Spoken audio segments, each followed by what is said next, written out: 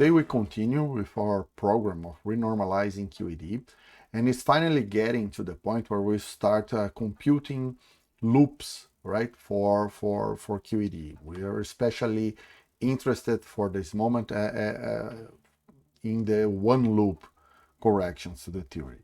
And the first one we'll tackle is this one, the so-called photon self-energy, right? So this is the first correction to the photon propagator, right? We have seen that I can actually resum all these 1pi contributions to the photon propagator to get the full photon propagator.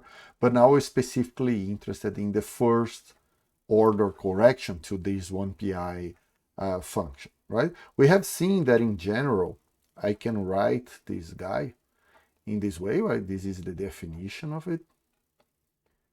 And this p mu here is the function that is the sum of all 1pi diagrams.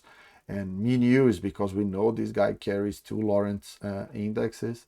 But we also have seen in previous video, 1 or 2 videos ago, that these can be rewritten once we take into consideration the word identities. The most general way we can write this is in this form, right, which constrains not only the form of the 1pi function, but also allowed us to say something about the degree of divergence, right, the superficial divergence of this function that is left here, because already I have some powers of momenta in front, right? The first loop contribution to it looks like that, right? If I go to the first contribution in the perturbative expansion, so now we're doing perturbation theory, right? Is something that looks like that. So you can produce a pair, electron-positron pair that annihilates again and goes into a photon, right? And we have to name momenta here, so we can write the full expression. So it's still called the total momentum going in as Q, but I have to name this guy, so I'll name K going in this direction and K plus Q going to the other direction. This is a bit arbitrary, right? I also associate a Lorentz index mu to this vertex and a nu to this one. And then we can use the QED Feynman rules to write the expression for this, right? So we have two vertices here, so the coupling, we are order E square in the perturbative expansion. This is a fermion loop, so there's a -1 coming from that, right? And then I have to integrate over the undetermined momenta, which is K. So there's the D for K. Right? We'll do dimensional regularization. So pretty soon I'll be generalizing this to D dimensions. But let's write it like that for now. Right? This is 2pi to the 4th. Right? And now I have a trace that happens along this loop, right? Which I can write like this. Let's start from this vertex. That's a gamma mu. Then I have a propagator, a fermion propagator that in our conventions is K slash plus M, right? The top one here. And in the denominator, I have K square minus M square. I'll be ignoring the plus I epsilon here, right? It won't play any special role for the calculation we're doing. So, but keep in mind, it should be there I mean, rigorously speaking. Then the other vertex, right? And then this propagator here that is given by I, K slash plus P slash plus M over K plus Q square minus M square, right? And that ends the trace, right? So this is the expression for this whole diagram, right? I'll define a function here, which is very similar to this one, right? But is I want to talk only about this specific contribution, right? So this is P mu nu Q, right? But I'll put an index 2 here to say that we are at order E square, right? So this is the this index is indicating which order in perturbation theory we are, right? So that's what we are calculating, right? It's just the 1 pi contribution, so it does not include the photon propagator here or there, right? But keep in mind, right, while we are calculating, essentially what we're calculating here is just this, right? That's all that's appearing there. But that does not mean I'm calculating a vacuum bubble, right, that factorizes and can be exponentiated and does not influence physical measurements. What I have in mind here is that this thing I'm calculating will be connected by photons to bigger diagrams, right? So this is really a correction to the photon propagator, right? And it's a very famous one called the QED vacuum polarization. And what this encapsulates is the effect that the photon has on this cloud of virtual electron-positron pairs that exists on the vacuum, right? We'll see that in terms of a potential, maybe not in this video, but certainly on the next one, right? But that's what we are calculating. And the very first thing to do is to calculate this trace right here, right? In order to do that, you can use this arsenal of identities of gamma matrices, right, that we derived in quantum field theory 1, or you can use some analytical package, right? So just for the sake of variety, let me show you how that would look in the fine calc package for Mathematica, right? So this is just the command that loads this package once you have installed it, right? And now let's calculate that trace, right? Let's take a look at it again, right? So this is what we're trying to calculate, this expression at the bottom, right? I want to transfer that into Mathematica, right? So this is how it looks like, right? This is not very readable, but GA here stands for gamma, as in a gamma matrix, right? So gamma mu. GS is gamma slash, so it's the contraction of this momentum K with a Dirac matrix. So this whole expression here is K slash, and then the rest is just based on these two functions. I can make it look a little bit better, more readable like that, right? And it indicates everything with this bar on top, right? And now I have to take the trace. So there's a command specifically for traces of Dirac matrices. Now I'm putting that expression here, right?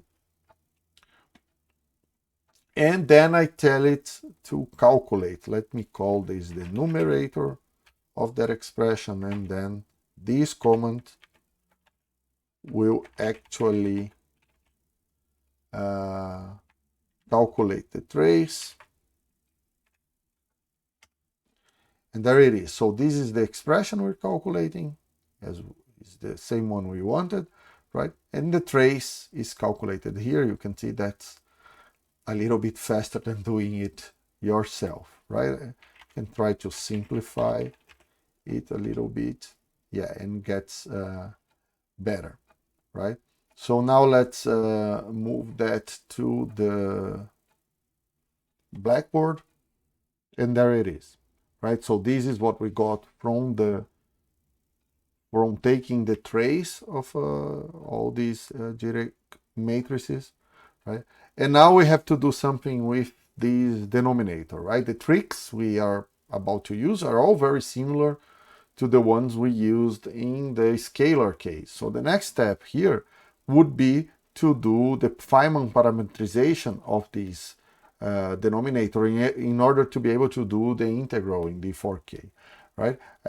This denominator is in fact one that we have seen before. It's exactly the same. So I won't do all the detailed calculation, but you can go and check the previous time I did it. And so this guy I can rewrite in terms of one Feynman parameter, which I'll call at this point x, in this way.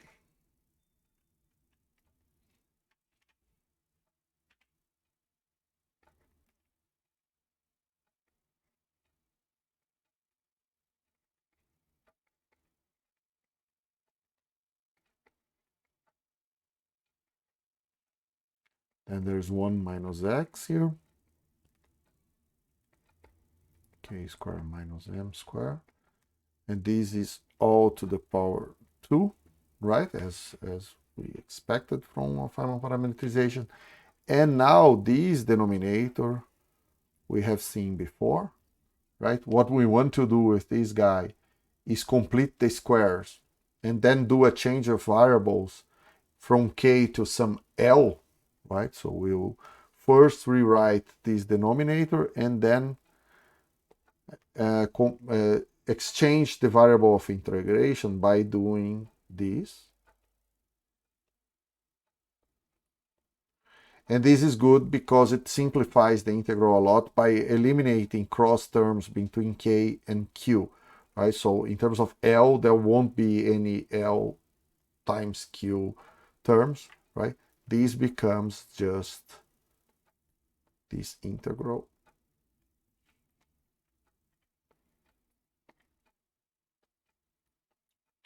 So L squared minus delta square, and now delta square is just m squared minus x 1 minus x q squared. Right, so this is the same denominator. This is d again, just in terms of this variable now. And I changed the integration from k to L, right, in the integral we had, right? This is not new. We did exactly this calculation for a scalar. Now I need to do the same change of variables, right, in the numerator, this complicated numerator right here, right? I have to substitute k for L minus xq everywhere here. Let me put this guy right here, right? So I have to do that everywhere here and do the algebra, right? That also can be done pretty quickly in Mathematica. Let me show you how, right? So the idea here is to replace this q momentum here for L, right? The first thing we need to do in fine calc is first define, because we'll use L will be q times x, and we don't want fine calc to be treating x like it's momentum 2. So this tells fine calc that x is not a momentum, right? It's just a constant. And then we can use this comment right here. So fine calc replace momentum to replace momenta to replace q by L. So apply that to the numerator. We call the numerator num there, right? And we do this substitution. K goes into L minus x q, right? And these just tell it to expand the product, the scalar products, and then you get an expression like that, right? I can even expand it a little bit further. And you get this expression. So now L is substituting k everywhere. You see there's no k's anymore. And it removed the x from these scalar products because I told it that x is just a constant, a numerical constant that can go outside the momentum products, right? This can be made to look better. Right now, I'll just paste a piece of code here. Essentially, I'm collecting terms in this expression here, right? And using, these are all common factors that I wanted to put up front. And simplified just tells it to simplify the coefficients of these structures, right?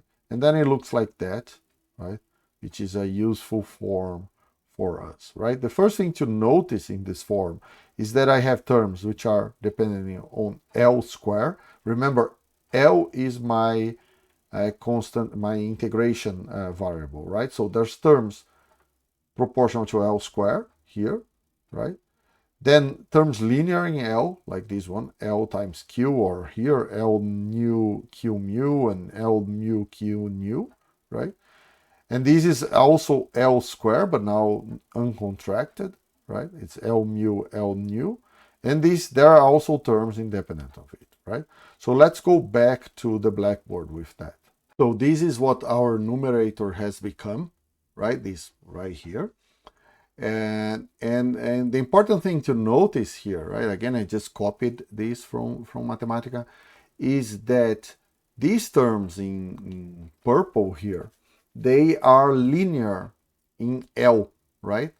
And since we know that D for L, every component will be integrated here from minus infinity to plus infinity, and also that the denominator is dependent only on L square, that means that these guys will be odd functions integrated in that interval, and that will be 0, right?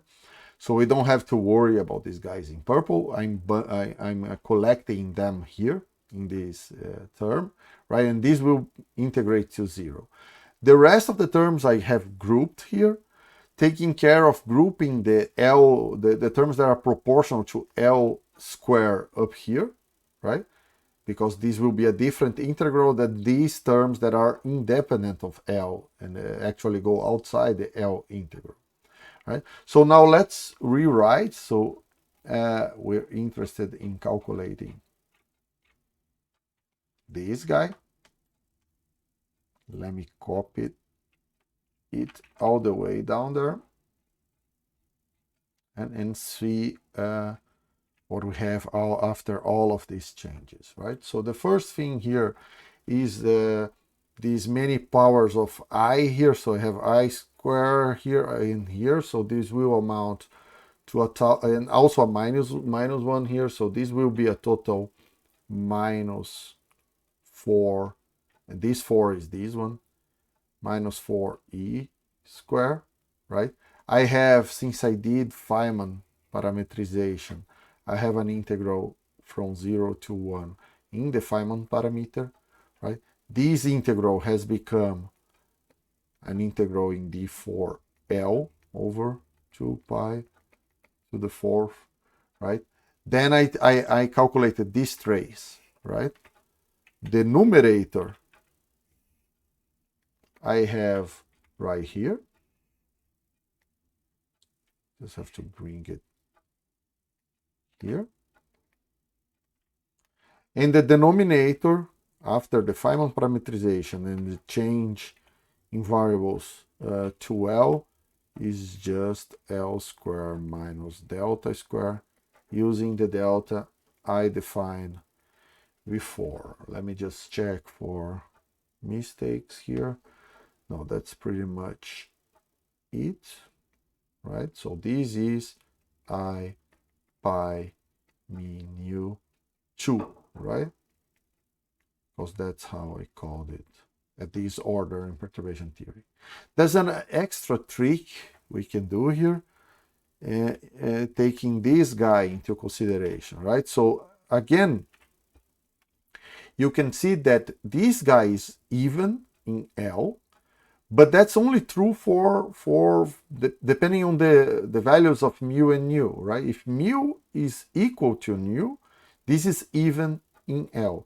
If mu is different from nu, say, let's take the 0, 1 case, right? The integral in dl0 will be 0, and the integral in dl1 will be 0, right? And that means that the integral d4L, the 2 pi to the 4th does not matter, right?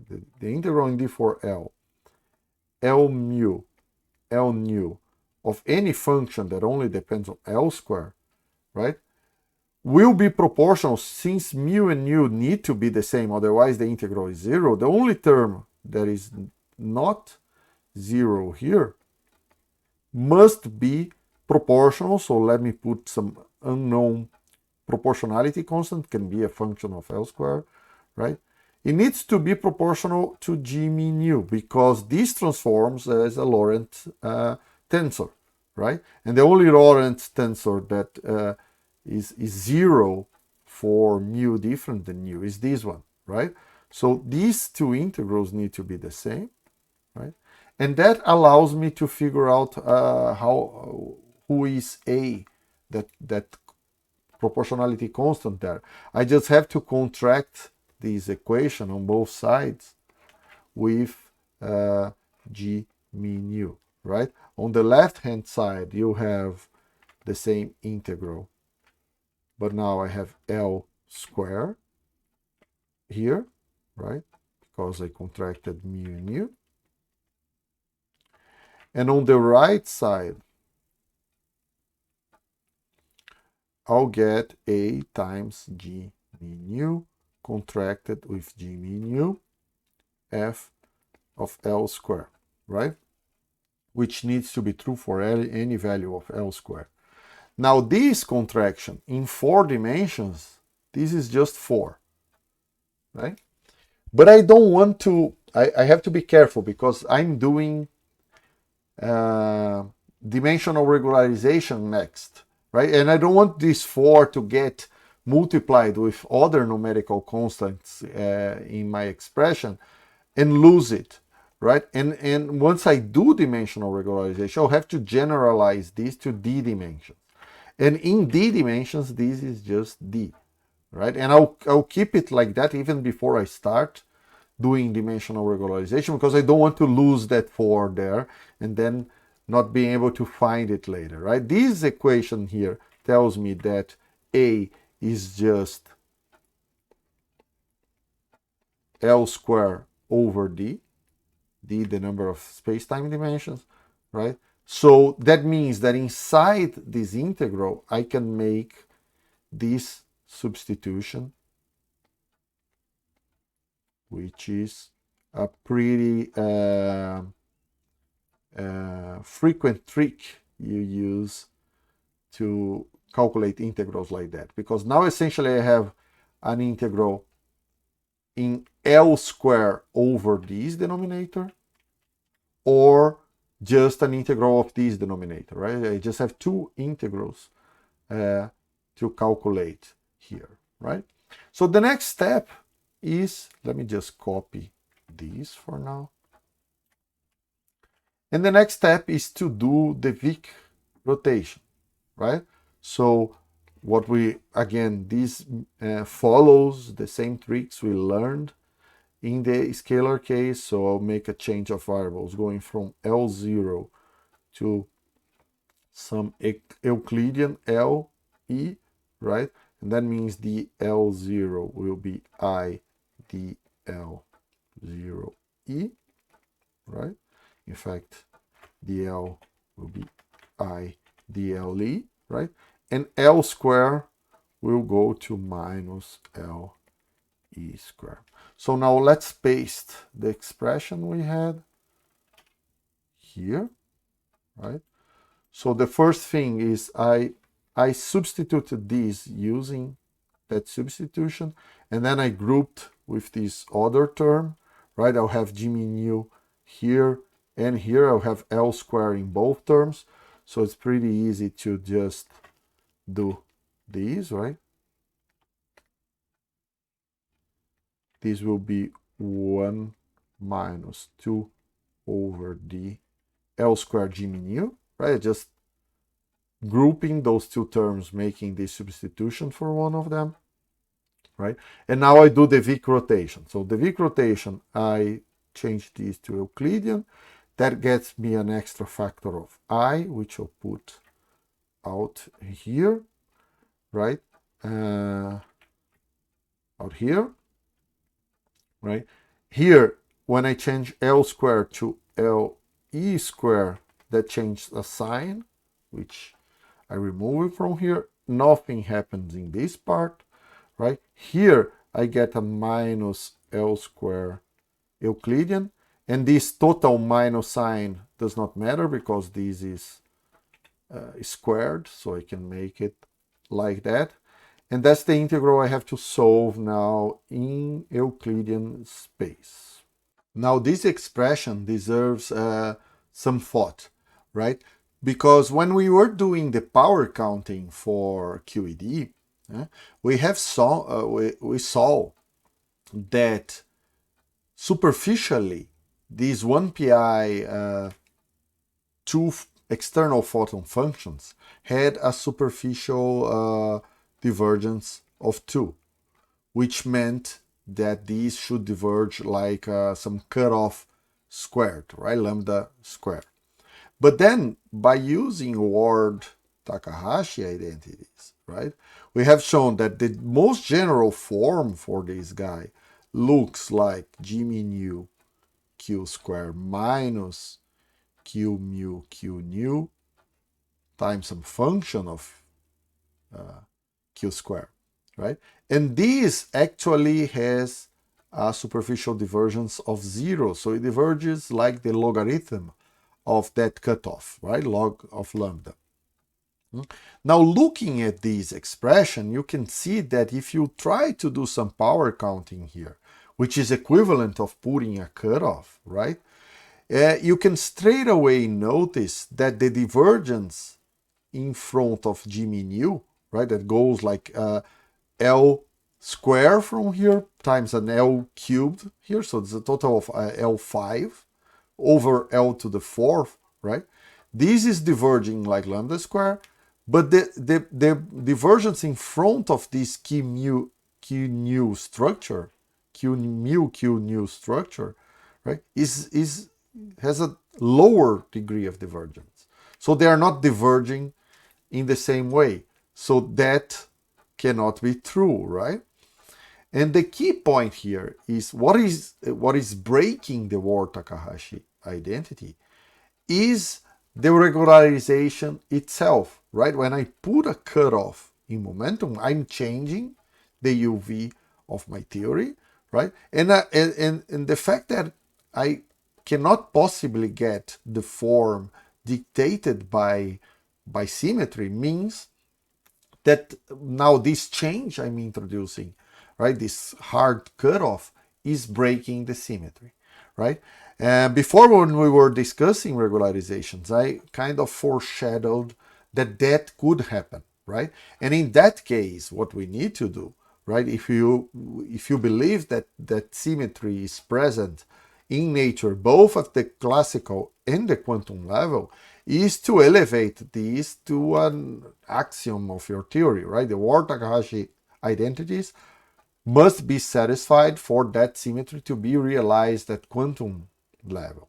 When you do that, the conclusion is that the hard cutoff regularization is not good, right? Is a regularization that is changing your theory in a way to throw one of the symmetries away, right? So you need to use another one. We have seen at least two regularizations that respect the Ward-Takahashi identities. One is the polyvillars, so you could do this by polyvillars and show that this form actually is satisfied. And another one is the dimensional regularization. We use this second one, right?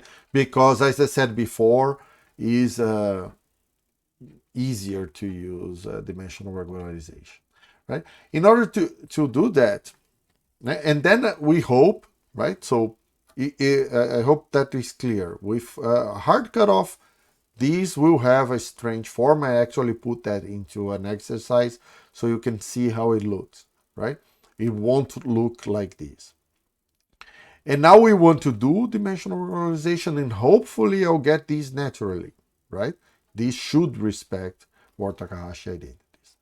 So the formula we want to use can be easily derived using all the same methods we use for dimensional regularization in the case of the scalar, right? But now I want something that looks a little bit more general because we'll be doing this again and again and again.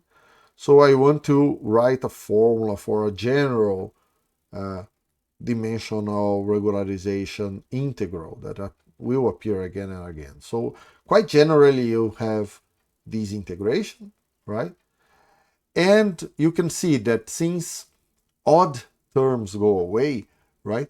No matter what loop you're calculating, you have always some power of LE square in the numerator, and that I'll call LE square to the power m, right? And some power of these in the denominator, right? Which I'll call LE square plus delta square n, right? So this is a pretty useful integral to know, because you can then choose m and n and figure out a bunch of dimensional regularization integrals, right?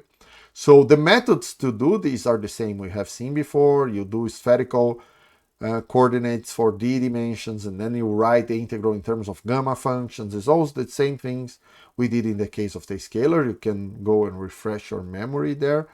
And the answer will be 4 pi to d to the power minus d over 2.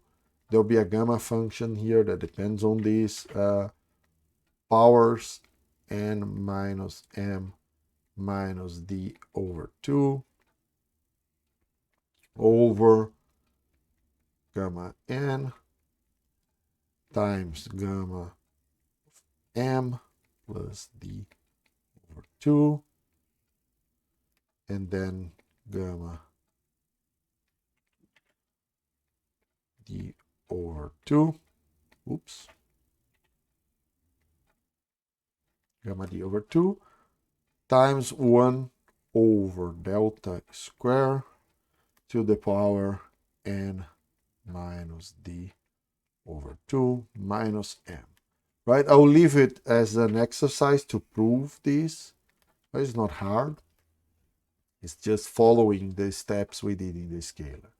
Right? And also, we have to worry at least a little bit about fermionic, how does fermionic representations work near d equal 4, right? So it is true that we can still, so I'm restricting myself here to a number of dimensions that is close to 4, right? So d is approximately 4, and writing in terms of this epsilon, that means that epsilon is approximately 0, right? It is true that I can still write 4 gamma matrices, right? And force them to satisfy the Clifford algebra. So it will be still true that this is satisfied, and since there are 4 gamma matrices, and they are also, it is also true that they can be 4 by 4 matrices. So the trace of the identity in that Spinor space is still 4, right? So we don't have to worry about just a few minutes ago, right, when I took the trace of gamma matrices, there was a factor 4 that is sitting right here. That does not change because this didn't change. What will change is, as I already mentioned, this relation. So G mu is now the same as the dimension of space-time.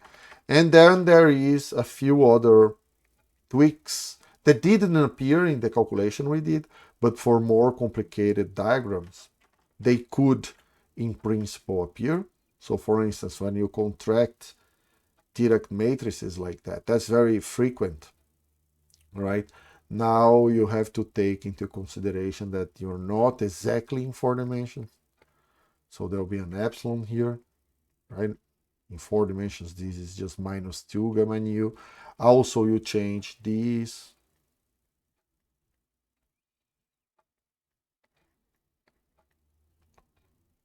Gamma nu equal to 4 g nu rho minus, again, there's a correction. Normally I would have just this expression. Now I have also this one. And also for 3 Dirac matrices,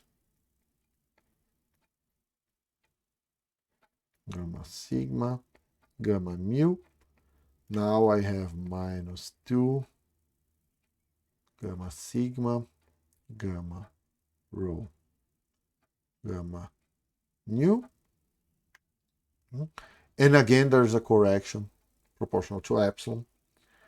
Gamma nu, gamma rho, gamma sigma. Right? Be mindful of these changes. I'm not proving them here, of course, right? But those of you that are really curious to see, I mean, rigorous derivations of how Spinor algebra works in d dimensions, I'll leave some references here, right? So you go and check these references and you'll see. Now, we want to go back to our expression, right? Let me copy all of this.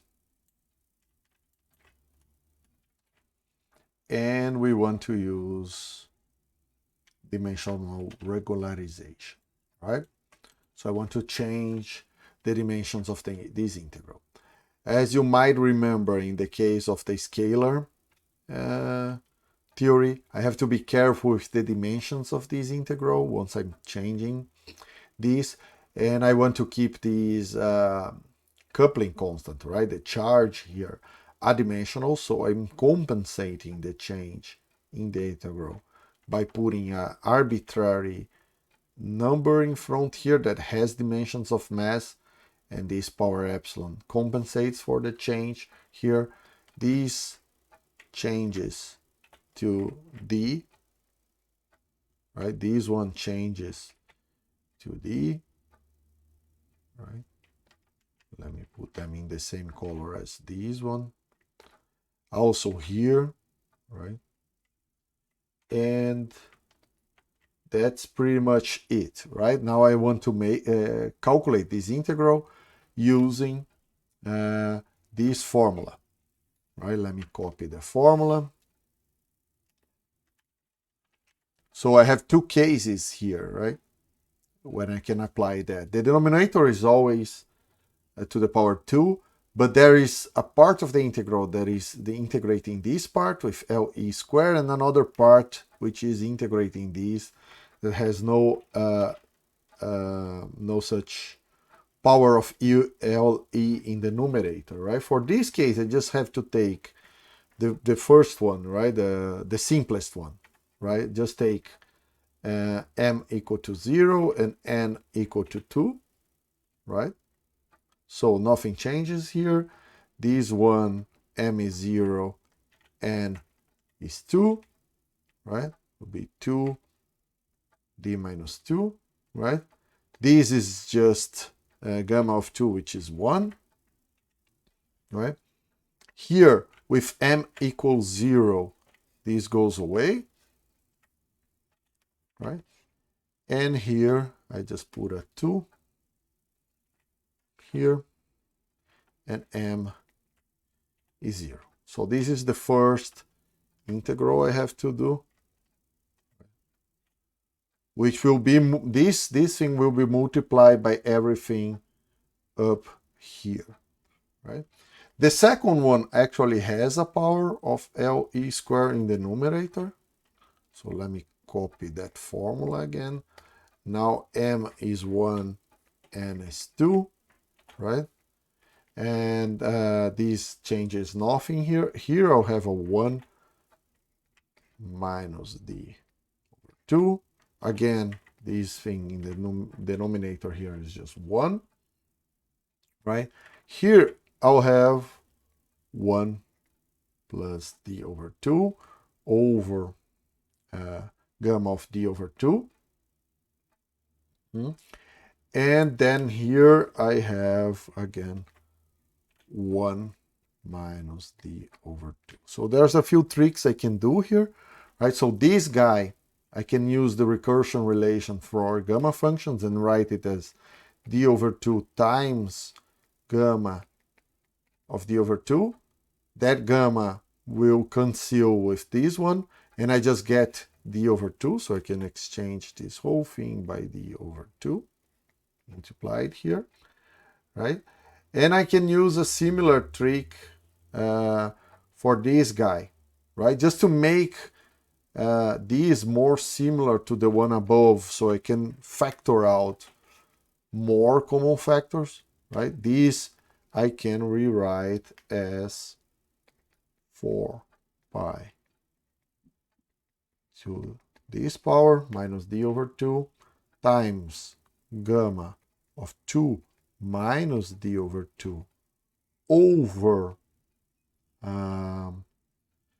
delta 2 to the power 2 minus d over 2. So this is exactly what I have up here, right? It's the same. But then I get an extra. Let me move this down here, right? I get an extra because to get this gamma 2 minus d over 2, I had to bring out an extra power of d 2 minus d, right? Because this multiplied by this guy gives me this one, again by the recursion relation of gamma functions, right? And also here I have an extra power of delta, which I'll put up here, delta square, right? That allows me to have this common factor for both parts of my integral, and the only difference will be this small term, which of course will be appearing, multiplying, diminuting, and this other thing here, right? So let's do all of this. So I want this expression right here, got everything. And now let's basically do the integral, right? So this is the integral I'm doing. And the common factor for both of these integrals is this part right here, right? So it appears for both of them. Now, the denominator has been integrated, right? These powers of LE2. The first one, right, will come with this extra piece. So let me move this up here. Then there's this extra delta squared d over 2 minus d, right, times g mu. And then the second part is only just multiplied by this common factor, right? So I just have this thing. I don't think it, it does not fit there. So put down here, right? So that's the answer for the integral, right? I can simplify this a bit. I notice that this d over 2 minus d is here again, just with a different sign. So this is just minus delta square. Right? So now I can repeat this same expression and substitute delta to find something pretty nice. Let me copy this here. Just fix all the colors because now I want to see something else, right? So this is minus delta square. Let me substitute for the definition of minus delta square, which is just minus m squared plus x1 minus x q squared. And I deleted the g mu accidentally. It's back here, right? And then it's getting to the form that we wanted, right? So first, notice that I have two structures here with g mu, right? But the m square has a different sign, so I can eliminate this m square from here, right? Now look at this structure right here. It appears again here and here, right? With a factor 2, but again, if I add up these two pieces, which are exactly the same, I also get a 2x1 minus x, right? So I can factor out this x, 2x1 minus x, and then what's left is q squared times g mu, which is both here and here, minus, there's a minus sign here, q mu, q nu, right? Which is the form dictated by the word identities, right? So you can see now that we're getting a form that was predicted by symmetry, because now my regularization is not breaking it, right? So I'm saying that I p2 mu of q is equal to, let me put that green structure up front, that's q square g mu minus q mu q nu, right? I have this I right here. I'll just regrouping things to make this more convenient, right? There's this factor of 2 here that I'll group together with the rest of the constants up front. So this will be minus 8 e square mu epsilon, right? Everything that I can take out of the integral. Then, of course, there is the integral from 0 to 1 dx, right? And, of course, these factors, let me just copy them down here, right? Then the x things I factor out, x1 minus x, right? So now it is clear that I can just take this whole thing here and call it, let's say, this is just a function of q squared, which I'll call pi 2 of q squared to remind myself that I'm just calculating this structure at second order in the charge, right? So it's proportional to e squared. But everything else is exactly as predicted by the word Takahashi identities. And now I have to calculate this integral, right? I have to see how it behaves at near 4 dimensions. Mathematica can help us do that really quickly, right? Just have to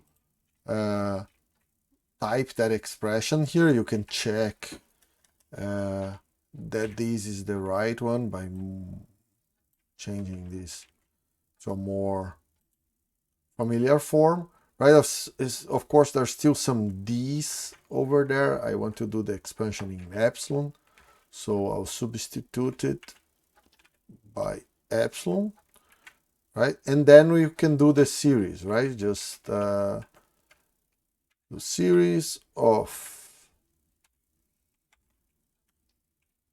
epsilon going to 0. I don't even need the linear terms in epsilon, so I can stop at order 0 for epsilon, right? And this is what we get, right? Can do just some simplify here, which makes things more clear. So as we expected, there is this divergence that goes like 1 over epsilon. Once I factor out these 1 over 16 pi squared will be 2 over epsilon, and some logs of mu, delta square, and 4 pi, right? The usual thing.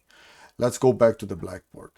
So now these are our expressions for pi 2, right? This is the exact one, and this is near 4 dimensions, right? Doing a power series in 1 over epsilon, right?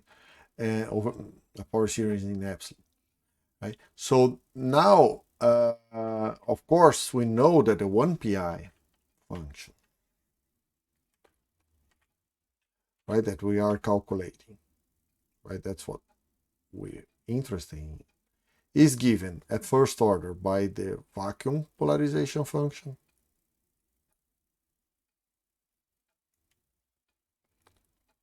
right? This contribution, right? But there's also a counter term, of course, because this expression right here is diverging like 1 over epsilon, right? We know from the scalar, from lambda phi 4 renormalization we did, that this 1 over epsilon is equivalent to the log of cutoff, right? In order to see this here explicitly, we would also have to do this through Pauli-Villers, right? Which we won't, right? But we know that this 1 over epsilon is equivalent to that. Now, of course, this is the divergence we wanted, right? Now this is satisfying the Ward-Takahashi identities, and this needs to be, this divergence needs to be eliminated by the counter term, right? So what I'm saying here is that our equation, of course, there are higher order terms, things proportional to e to the 4th, right? What we're writing here is that this thing, which I can write in general as this,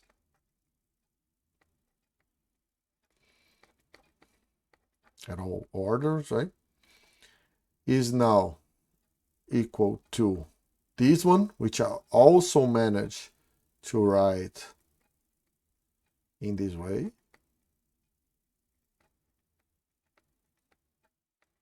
with pi 2 of q squared being this guy, right? And then I need the Feynman rule for the counter term right here, which we have seen before is just minus I, also in this form, right? G mu q squared minus q mu q nu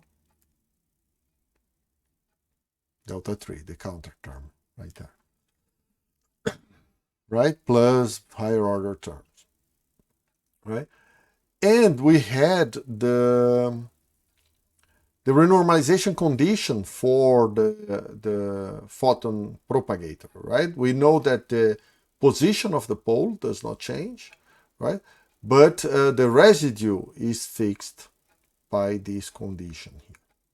Q squared equals 0 needs to be 0, right? Using, of course, this equation, I can eliminate all these Lorentz structures, right? And see that this implies that pi 2 of q squared calculated at 0, right, minus delta 3, because of this minus sign here, needs to be 0, right? And that means, now remember that delta squared here is equal to m squared minus x 1 minus x q squared. That means that when I calculate these at q going to 0, this part disappears. I have just the log of m squared over mu squared, right? And that means that delta 3 is just, and here I will be changing to the more frequently used expression for the coupling constant in QED, which is to define the fine structure constant, right? Which is given by E squared over 4 pi. And that means that this constant up here, this one, right, is just minus 2 alpha over pi, right? I'm just replacing E squared by 4 pi alpha here, right? And we use that more frequently because you might notice that the QED perturbative expansion will be in powers of alpha or powers of E squared. So people mostly prefer to use alpha, and we'll follow that, right? So in that case, delta 3 is minus 2 alpha over pi, integral from 0 to 1 dx x1 minus x, right, times 2 over epsilon. Here is where the change happens, right? So instead of delta squared, I have m squared over mu squared, right, minus Euler constant plus the log of 4 pi.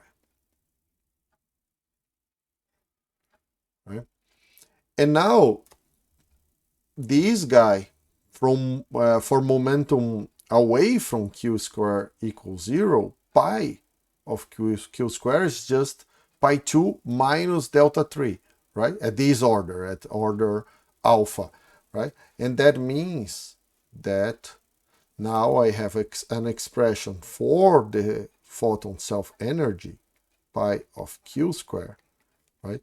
Which is minus 2 alpha over pi, right? Again, this integral. I'm not doing this integral because it's tricky to do in general, right? Next video we'll do this integral in some interesting kinematical limits. For now, we'll just keep it there, right? But when I subtract this from this guy, right? You can see that the 2 over epsilon goes away, this Euler Mascheroni constant goes away, 4 pi goes away, and even this log will combine with this one, right? Because I'm subtracting these two. And in the end, I just have this log, right?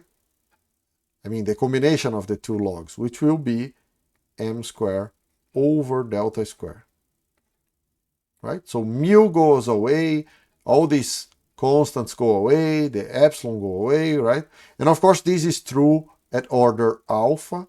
So, of course, there are terms of order alpha squared that also contribute to the photon self-energy, right?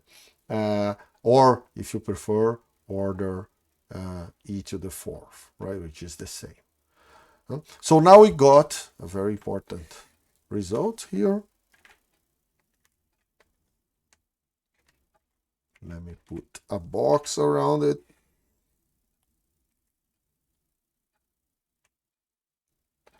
And now we can admire it for a little bit, right? So a lot of things to notice here, right?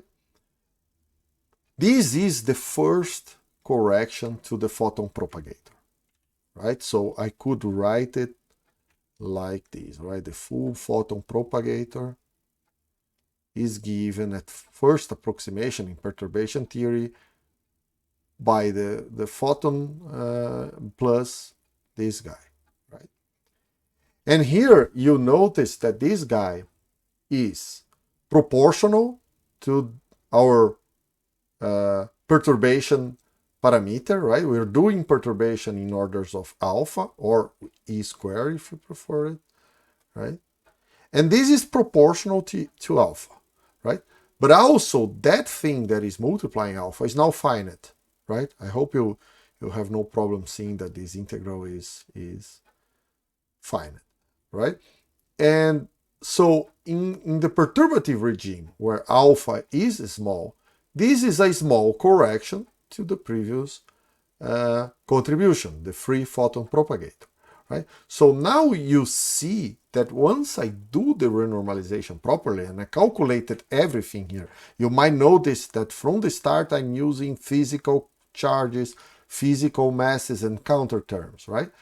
But the counter terms, in this case, this particular counter term, entered in a way to subtract the divergence.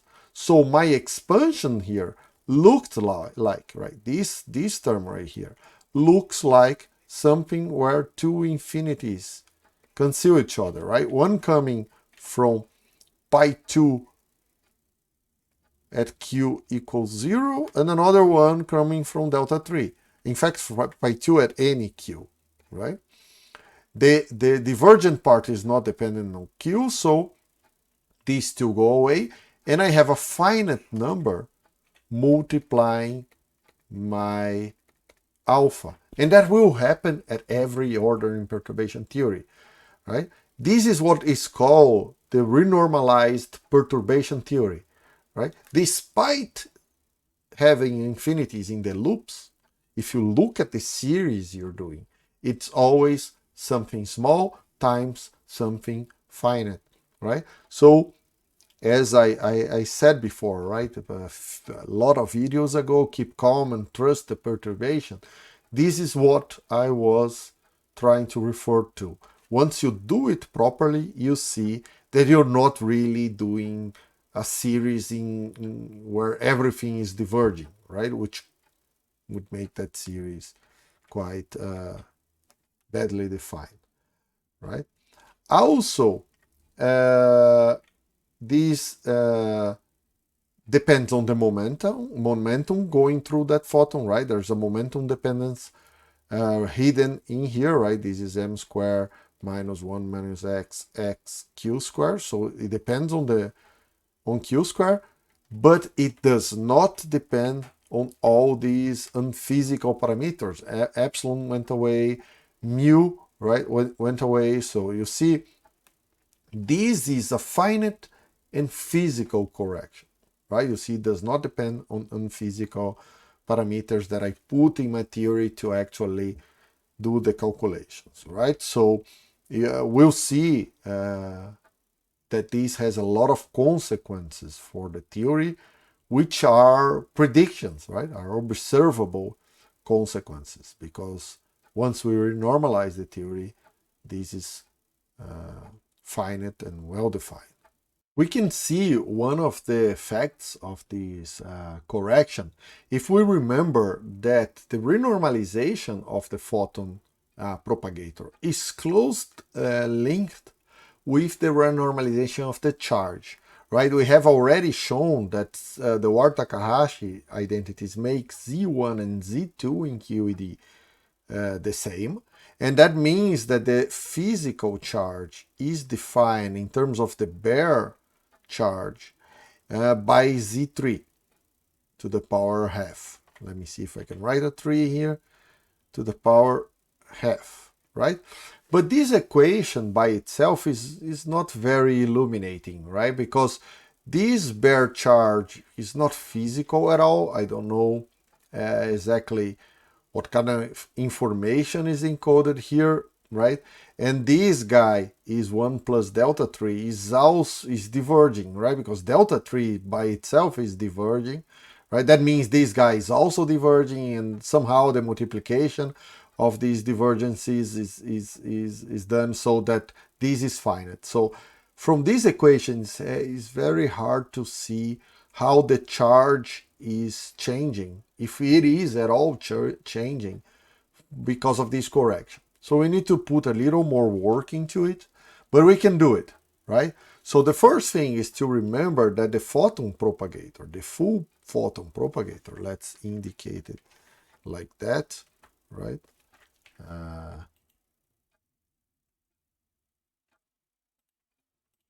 That's the full photon propagator, right? Is given by this expression, right? We resummed these, and we have shown that this is given by 1 minus pi of q squared, right? The same pi of q squared we're calculating here. So this is the self-energy, right? Now, where does this photon propagator shows up, right? If you take any QED interaction, we'll take a simple one here between two fermions. So let's take something like that, right? Say we have a fermion,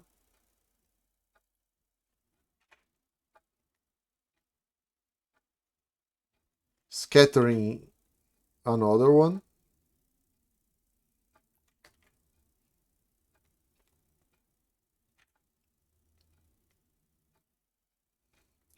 and let's put all the corrections we are learning how to calculate, right? So this thing that shows up in the middle is the full photon propagator. Again, it puts behind everything, right? And the vertices are also corrected, right? We know that there will be a correction here and another one here, which we have seen we have already talked about the structure of these corrections. The important part we need to remember, and keep in mind, these could be external fermions, could be inside a bigger diagram, it doesn't matter. Every time a fermion exchange a photon with another fermion, this is how it looks like, right? You have the full propagator in the middle. This corrected, dressed vertex here, right, we have seen can be defined in this general structure, right? And then every intrinsic correction to the vertex will be contained into this guy, which at 3 level is just gamma, right? But it could be more complicated with those form factors and so on and so forth. Same happens on the other side here, right? The important part is the way we define this guy, the physical charge is always here. And that allows me to wonder what happens with this thing that happened, that shows up in the middle here, which is this propagator, right? But now I'm bringing a charge from each end of the propagator and putting here, right? So this is the object that effectively sets the intensity of the interaction between these two guys. It depends on the charge square, because there'll be a charge at each end of it, and it depends on the on the full photon propagator, which is here, right? So the first thing to notice is that for Q square equals 0, right, as you approach long wavelengths for this exchanged photon here, right, then we know that the condition, the renormalization condition, tells me that pi of Q squared, and that are all orders in perturbation theory, right, needs to be 0, right? And that means this object, right, goes to just this expression, right? This guy is 0, so this whole piece disappears, right? And you have what you used to, right? You have a photon propagator, right? And the intensity of the interaction is given by E squared, right? That nothing changes here. That's what we expected, right? Because this is what is defining the physical charge. I'm saying you make measurements at really low energies, right? Like almost doing classical experiments. And the charge you measure there is the definition of this constant, right? But you can see that as I go away from Q squared equals 0, now the intensity of the interaction, right? I can think of this. I'll just repeat the same expression here, but I'll write it in a way that induces what I want you to see, right? You see that effectively I have this piece here, right, that is controlling the intensity of the interaction. And I could actually name this, just call this an effective charge. The thing is, this is a function of momentum. We calculated it, in fact, at order alpha, right here, right? This is how it looks at first, next to leading order in perturbation theory, because at the leading order it's 0, right? But I can define now, and that's the important part, right, some effective charge, right, which is Q squared dependent, so it depends on the energy, right, but which is given by this expression I have right here, right? So keep in mind, this is a constant, right? This is just a number, but this is a function that depends on Q squared, right? Sometimes referred as a running coupling constant, right? This is where physicists, this is when you understand why mathematicians sometimes hate physicists, right? A running constant is, instead of calling this a function, we decided to call it a running constant. But there it is. The important thing is to keep in mind not to get confused, especially because eventually we'll stop writing effective here. We'll just write E squared of Q squared. When you have this dependence on Q squared, that means I'm talking about this whole function, and not just some number that I get at a fixed scale, right? Of course, the two coincide at that scale, right? So I have a boundary condition for this guy, which is that E square effective of Q square equals 0 is the constant, right? E square, because this guy is 0, right? And equivalently, we'll use, in fact, more this expression on the right. I could do the same for alpha, right? Nothing changes because it's just a factor of 4 pi, and this is defined, I'll just write it here, right, as alpha over 1 minus pi of q squared, right? It's the same thing because these two are proportional, right? And so keep that in mind, right? I could ignore these completely, right, and think of this as a change in the matrix element, right? As we did in lambda phi 4, for instance.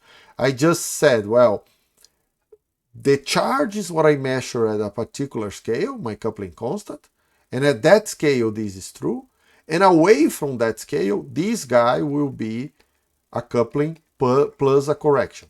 So in this way of saying things, I'm saying the constant is always constant, m is changing, right? The thing is way more convenient to think of this whole correction as some lambda that changes, right? Because then m is always equal to minus lambda, and I'm incorporating the corrections in a charge that changes at its scale, right? So we'll be using these running constants a lot, right? Eventually we'll find differential equations that, being solved, tell me how this guy changes from scale to scale. So that's an important tool in our study of quantum field theories. But it's not much more than what we already seen, right? You're just deciding to incorporate that change in a definition of a coupling that is changing from energy to energy, and which you can actually go and measure and see if the predictions from your theory, right, are true. Again, if you measure this charge at any scale, you predict it at every other scale, right? Of course, limited by the approximation. The farther you go away from that original point, the more exact your calculation will have to be. You have to go farther down the perturbation theory expansion to actually have a precise prediction, right? Of course, the farther away you try to extrapolate, the more terms you need in your perturbation theory, right? That's what I wanted to say for today.